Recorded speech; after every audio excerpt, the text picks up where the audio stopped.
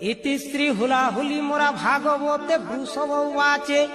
420 নম্বর অধ্যায় সম্পূর্ণ হইলা। আচ্ছা আচ্ছা আচ্ছা আচ্ছা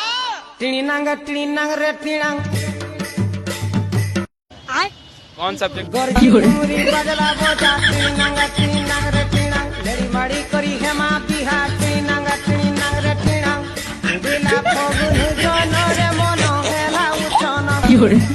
দহলি যায় পরাণ দহ কবি কলমন